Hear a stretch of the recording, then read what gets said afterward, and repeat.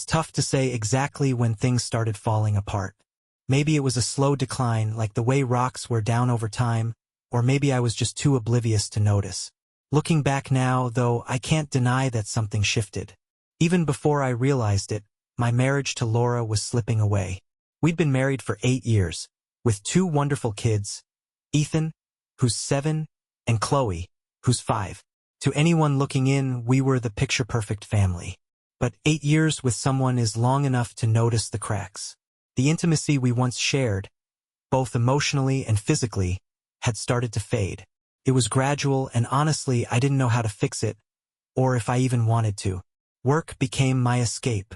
I know that sounds like a cliché, but it wasn't just an excuse. I genuinely had to work more. There was always another project, another deadline, another late-night email to answer. It piled up until I couldn't even remember the last time Laura and I had a real conversation. Sure, we still had family dinners, but they were just that, dinners with the kids. No meaningful connection. No laughter. No late-night talks like we used to have when we were first falling in love. Laura would ask how my day went, and I'd mumble something about work, too drained to really engage. At the time, I didn't see it, but she was picking up on the message loud and clear. She wasn't a priority anymore. Laura, so beautiful, so full of grace, was fading into the background. The vibrant woman I'd fallen in love with was turning into a shadow. She started reaching out in small ways, trying to get my attention. "Michael, do you want to have dinner with me tonight?" she'd ask, her voice hopeful. But my answer was always the same, "Sorry, babe. I've got a lot to do." It became a routine. I didn't realize how much it was hurting her. There was this one weekend she planned for us, a little getaway just to reconnect. I figured I could at least give her that. But even then, I couldn't pull my head out of work. She'd sit across from me at dinner, trying to spark a conversation, and all I could think about was the report I needed to finish. I saw the disappointment in her eyes, but I didn't know how to stop the cycle. I was stuck. Stuck in my own head. Stuck in my routines. Stuck in the mess I'd created. Around that time, Laura began to withdraw. It started small. She'd spend more time scrolling through her phone, lost in other people's lives on social media. Then it grew into something bigger. She started talking about our friends' marriages, comparing ours to theirs. Rachel and David caught her attention in particular. Rachel couldn't stop gushing about David. How he always made time for her. How they had regular date nights. How he left little love notes for her to find. I'd hear it all from Laura. "I wish you'd do that for me." Or, "David really knows how to balance work and family." Stung. But I didn't know what to do with it. I was already stretched so thin, and now I was being compared to someone who seemed to have it all figured out. One night, Laura and I had yet another argument. I can't even remember what sparked it, but I'll never forget what she said. "I'm not asking for much, Michael. Just a little attention. A little affection. Is that so hard?" I didn't have an answer. "I'm working, Laura," I said, defensive.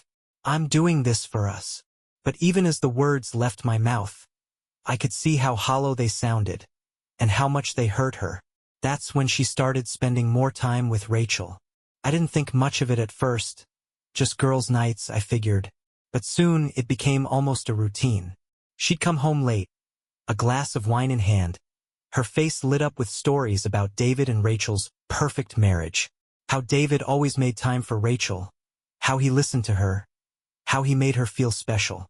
I could feel the distance between us growing, but I didn't know how to bridge it. Then came the moment that hit me like a brick. Laura came home one day and said, "David thinks I should talk to someone about this. He says I need help with my emotional health. He says I've been lonely." She didn't mean it as an attack, but it felt like a slap in the face. David, her friend's husband, was stepping into a role I should have been filling. He wasn't just their dinner table conversation anymore. He was her confidant, her go-to person, the one she turned to when things got hard. And me? I was just the guy she lived with. I was just there, a shadow in her life. I kept telling myself it was just a rough patch, that we'd find our way back to what we used to have. But deep down, I knew better. Something had already broken between us. And the worst part? I had no clue how to fix it. I didn't see how close I was to losing everything. Strange how one night can change everything. It was a party at Rachel and David's house. A celebration for David's latest business achievement. The kind of gathering where everything feels picture-perfect. Warm lights, good wine, and people chatting about how great their lives are. I never imagined that night would be the turning point, but looking back now, I know it was. That day, I tried to keep things normal at home. Mike stayed late at work again. Something about an urgent deadline. He couldn't make time for the party or for me. "It's important, Laura," he said, barely glancing up from his laptop as he ran his hand through his hair. I wanted to remind him that I had needs too, that I wanted him to care about me the way he used to. But instead I just nodded, defeated. The kids were already asleep, and the thought of spending the evening alone was unbearable. So when Rachel called to invite me to David's party, I said yes without even hesitating. The moment I walked into their house, I could feel the difference. There was warmth in their home, a lightness in the way they interacted. David was the center of attention, charming, attentive, making everyone feel seen. And Rachel, she had this glow about her, this quiet pride in the life they'd built together. I couldn't help but compare it to my life with Mike. I used to feel that way with him once. I tried to shake the thoughts, tried to just enjoy the evening. But there was something in the air that I couldn't ignore. Rachel and David had this ease between them, a connection that felt effortless. They finished each other's sentences, laughed at private jokes, and moved in sync like two halves of the same whole. And then there was David. He was paying more attention to me than I expected. I noticed it right away. Maybe it was the wine, or maybe I was just so starved for connection. But as the night went on, I started to feel something I hadn't felt in years. Seen. David asked how I was doing, and for the first time in forever, someone really listened. He laughed at my jokes, and the sound of it brought a warmth I didn't realize I was missing. Mike had stopped doing that a long time ago. And it wasn't just David's words, it was his gestures. The way his hand would lightly graze my arm when he agreed with something I said. The way it lingered just a moment too long. It made my heart race in a way I knew wasn't right. We started talking about life, marriage, kids, all the things that wear you down. With David, the conversation felt easy, even freeing. I opened up in a way I hadn't with anyone in a long time. We laughed about the chaos of balancing everything, and he shared how he made time for Rachel, how he believed keeping the romance alive was essential. I couldn't help but think about Mike. How distant he'd been, how long it had been since we even sat down together for a quiet evening. David seemed to understand me in a way I hadn't felt in years. It was intoxicating. As the night wore on and the wine blurred my thoughts, I stopped caring. For the first time in a long time, I felt alive. I was laughing, smiling, letting myself go. Then it happened. David found me on the balcony, standing under the cool night sky. The conversation turned deeper, more personal. His voice was soft, his words gentle. When his hand touched the small of my back, it sent a jolt through me. I should have stepped away. I should have stopped it. But I didn't. I let the moment take over, and before I knew it, we kissed. It wasn't just a kiss. It was everything I'd been longing for. Attention, affection, connection. It was validation I hadn't even realized I was desperate for. The guilt hit me immediately after, but in that moment it didn't matter. For the first time in years I felt wanted, desired, like I was someone special again. The next morning, I woke up with a weight in my chest. The guilt was suffocating. I told myself it was a mistake, a lapse in judgment. But deep down, I knew it was more than that. It wasn't just about the kiss. It was about everything that led me there. The neglect, the loneliness, the aching need for something more. Later that morning, David called. "We should talk," he said. "I've been thinking about last night." I wanted to tell him to forget it, to move on. But part of me couldn't. That connection we'd shared, it wasn't something I could just ignore. It wasn't just physical. It was emotional. And that was something I hadn't felt in so long. I agreed to meet him, convincing myself it would just be to talk. But when I saw him again, everything shifted. He was patient, kind, understanding. And then, without meaning to, that emotional bond bled into something more, something physical. We kissed again. this time without a moment's hesitation. The line between what was right and wrong seemed to dissolve completely. To be honest, it was a relief. A release from the emptiness I'd been drowning in for months. For once, I wasn't someone's wife or a mother. In that fleeting moment, I was just me. But the guilt hit hard as soon as I left David's apartment. What had I done? How could I betray Mike like that? Still, I couldn't stop myself from justifying it. I told myself it was Mike's fault. He wasn't there for me, didn't see me, didn't care. David had been there when I needed someone, and I let that be enough. That's when everything started to shift. Not just in my actions, but in who I was. I didn't know where this was headed, but I knew one thing. I wasn't the same woman anymore. I felt lost, torn between the guilt of what I'd done and the undeniable pull of what I'd found with David. The truth has a way of coming out, no matter how carefully you try to bury it. And when it did, it hit like a wrecking ball. It was a Thursday evening, and I'd come home late, as I had been doing for months. The house was quiet, and I figured Laura was already in bed. But when I walked into the kitchen, I saw her phone sitting on the counter. Normally, I wouldn't have thought twice about it, but something compelled me to pick it up. Maybe I was looking for something. Maybe I wasn't. But when I unlocked her phone, there it was. Text messages between Laura and David. Felt like the ground had been ripped out from under me. My chest tightened, and my hands started shaking as I read the messages. They were texting late at night, exchanging words I never thought I'd see. "I can't wait to see you again," one of them said. I couldn't process it. My wife, the woman I'd built a life with, and David, of all people. At first, I was in shock. My mind raced with questions. How long had this been going on? How did I not see it? But soon, the shock gave way to anger. Cold, bitter anger. This was my wife. She was supposed to be mine, and yet here she was, giving herself to someone else. I wanted to scream, to break something, but instead, a strange calm came over me. This wasn't just betrayal anymore. This was about payback. I couldn't just let it go. I wouldn't let her get away with this. And that's when the idea took root: revenge. It wouldn't be immediate. No, I had to be patient, to play it smart. The first step was obvious. Rachel. I knew things weren't perfect between her and David.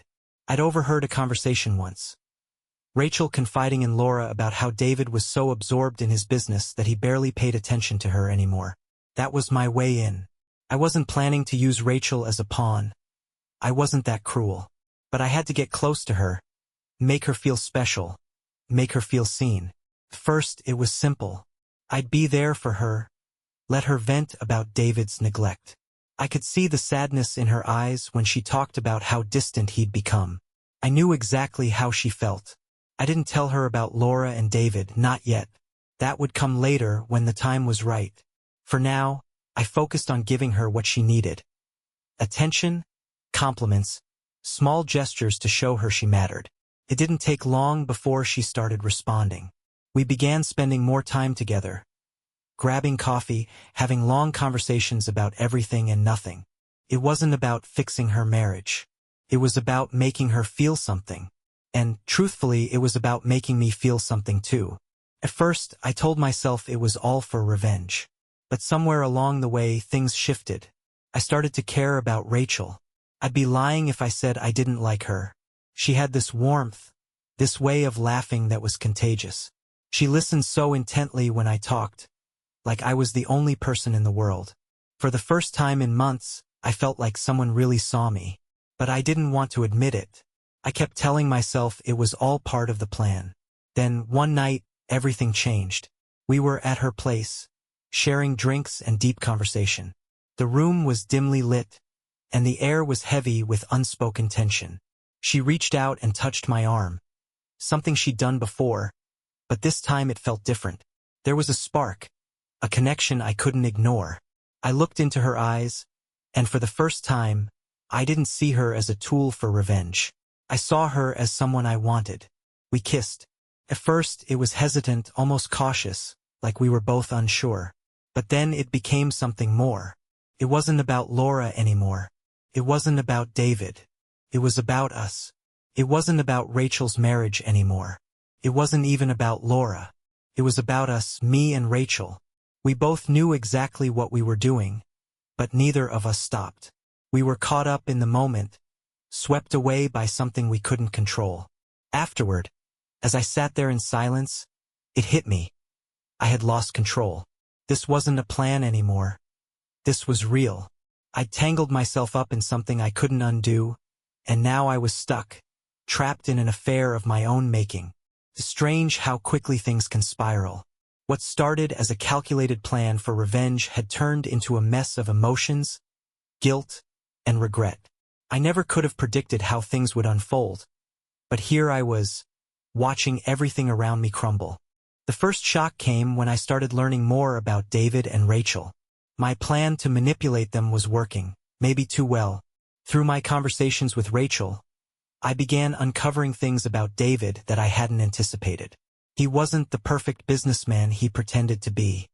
Beneath the surface, he had insecurities and struggles of his own. There were whispers of shady deals at his company, rumors about him becoming more distant from everyone around him, including Rachel. For a moment, I felt a flicker of guilt, but it passed quickly. This wasn't about their happiness. This was about making Laura and David pay for what they had done to me. That's what I kept telling myself, anyway. But the more I thought about it, the harder it became to ignore the guilt. I wasn't just hurting them, I was hurting Rachel too. She had become more than just a pawn in my plan. She was someone I cared about, and no matter how much I tried to justify what I was doing, it felt like I was playing with fire. I couldn't even tell anymore if this was about revenge, or if I was using Rachel to fill the emptiness I felt inside. But it didn't matter. The damage was already done. Then came the day I decided to confront Laura. I had all the evidence I needed, the text messages, the photos, every little detail I'd pieced together. I couldn't put it off any longer. I had to make her face what she'd done. When I finally confronted her, it was brutal. I didn't hold back. "I know about you and David," I said, my voice cold and steady. Her face went pale, the realization hitting her like a slap. At first, she just stared at me, frozen, like a deer in headlights. Then I laid it all out, the evidence, the lies, the betrayal. "You've been lying to me for months," I said, the anger boiling over. "All this time, I've been working late, thinking everything was fine, but you were already gone. You were already with him." She tried to explain, to justify it. She said she hadn't meant for it to happen, that she was lonely, that David made her feel important. But I wasn't buying it. "You didn't have to do this," I told her, my voice shaking. "I was right here, but you chose him. You chose him over me. And that's something I can't forgive." There was a bitter satisfaction in seeing her squirm, but it was mixed with a deep, lingering sadness. She wasn't the woman I married anymore.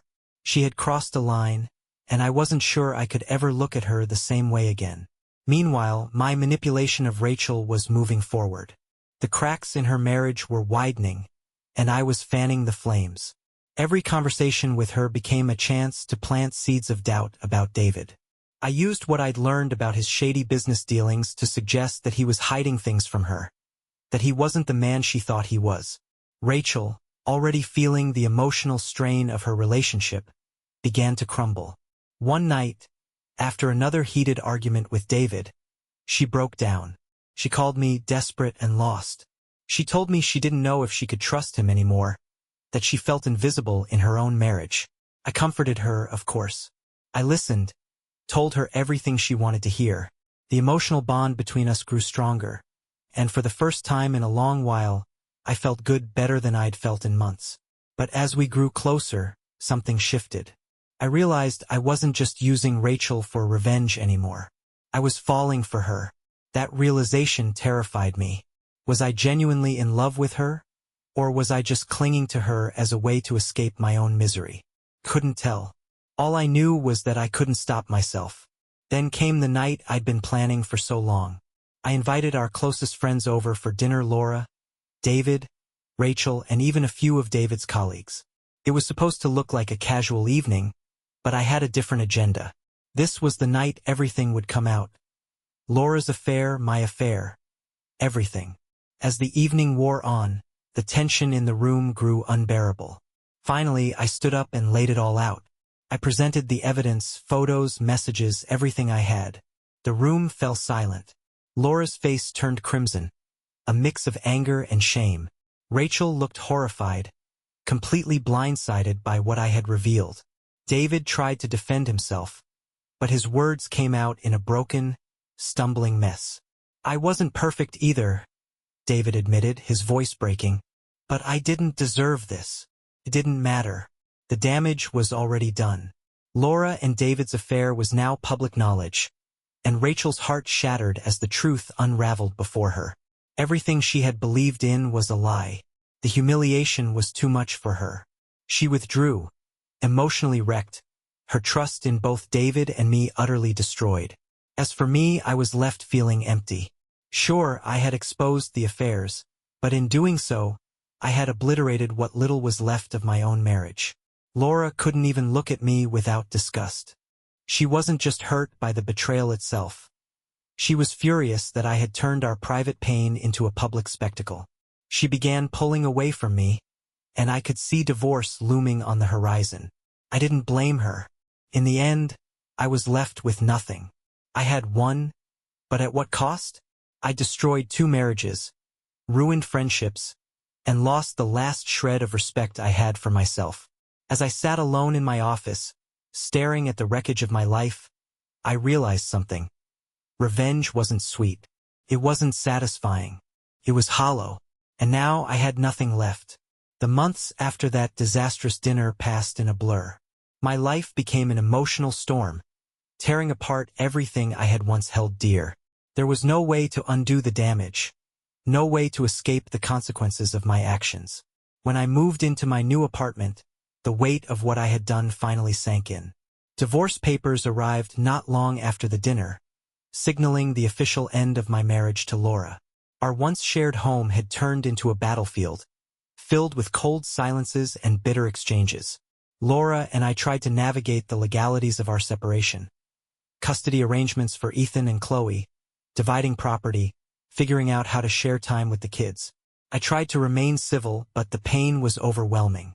Every conversation with Laura felt like a reminder of everything we had lost. She was angry and hurt, and so was I. Yet somehow, we had to find a way to co-parent, even as every interaction reopened old wounds. At first, I felt a twisted sense of satisfaction. This was what I had wanted, after all. But that feeling didn't last. Quickly faded, replaced by guilt and regret. I had destroyed everything. Our children, who had once been a symbol of our love, had become pawns in a game neither of us wanted to play. Across town, Rachel and David were also dealing with the painful fallout of their marriage. Their divorce wasn't as explosive as mine, but the emotional scars were just as deep. Rachel felt betrayed not just by David, but by me as well. She had made her own mistakes, but David's neglect had played a huge role in their downfall. To his credit, David admitted that he had failed her for years, that he hadn't been the husband she deserved. I didn't take any pleasure in his suffering, but part of me thought he was getting exactly what he deserved. And yet, I couldn't escape the truth. I had used Rachel just as much as I had used David. That realization gnawed at me every single day.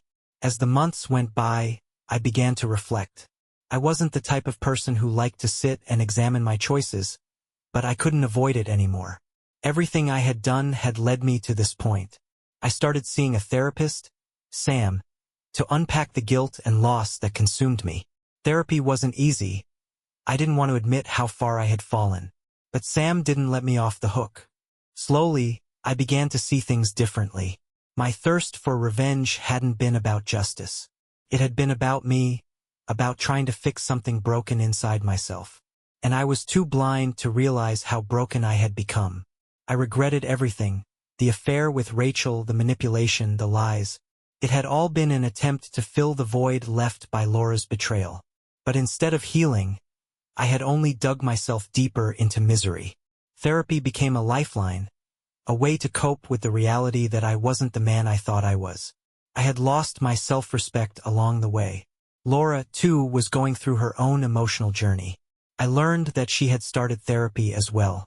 Though we didn't speak much, I knew she was grappling with her own guilt and shame. She had come to understand that her affair with David hadn't been the solution to her loneliness. It was a symptom of her emotional neglect. She was working on herself, trying to become a better mother and heal from the damage she had caused. Her road was just as difficult as mine. Rachel, after her divorce from David, began her own path of self-discovery. She moved to a new city, leaving behind the pain and chaos of her old life. She started fresh, new career, new home, new beginnings. She channeled the hurt of her failed marriage into building something entirely her own. Rachel learned to value herself apart from her relationships with David or me. She began to rebuild her life with a strength and determination that I couldn't help but admire. Though I tried to stay in contact with her, the dynamic between us had shifted. She was no longer someone I could manipulate, and she made it clear she wanted nothing romantic from me.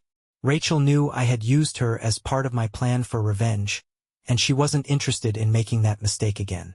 She started to heal slowly but surely, and I respected her for it. I wished I had her courage to rebuild my life the way she was doing, but I felt stuck, weighed down by the choices I had made. Rachel didn't shut me out entirely. She stayed in limited contact, but there was no trace of the emotional connection we once had. Instead, she leaned on Olivia, a new colleague who quickly became a close friend. Olivia helped Rachel rediscover her independence and rebuild her confidence. Together, they navigated the challenges of starting over after heartbreak. Olivia did what I couldn't. She helped Rachel find a sense of self-worth that had nothing to do with anyone else. As for me, I knew I had to move on. My old life, my old identity was gone. I decided to move to a new city, hoping for a fresh start, hoping to escape the constant reminders of my failures. But no matter where I went, the mistakes I'd made followed me. Still, it felt like a necessary step, some distance between myself and the wreckage I'd left behind. Laura was also focused on rebuilding her life. She became more independent, throwing herself into her career and putting her energy into raising Ethan and Chloe. I didn't envy her the responsibility, but I did respect her determination. She was taking control of her life in a way I hadn't seen before. It was painful to watch her move on, but I knew I needed to do the same. Meanwhile, Rachel continued to thrive. She didn't jump into another relationship. Instead, she found fulfillment in her career and in personal growth. She learned to love herself, to value who she was outside of any relationship with a man. It was something I hadn't figured out how to do yet, but I hoped I could learn from her example. Looking back, I realized that revenge had never been the answer. It didn't bring me peace. It didn't heal the wounds Laura's betrayal had left. It only created new ones I inflicted on myself and others. I had destroyed my marriage, shattered friendships, and caused pain that couldn't easily be undone. But through all the chaos, I learned something important. You can't fix what's broken by tearing others apart. I had to confront my guilt and take responsibility for my actions. Sitting alone in my new apartment, reflecting on everything, I understood one thing with certainty. I had to move forward. I didn't know what that would look like or where it would take me, but I knew I had to try. I couldn't change the past, but I could shape my future. And that's where I had to begin.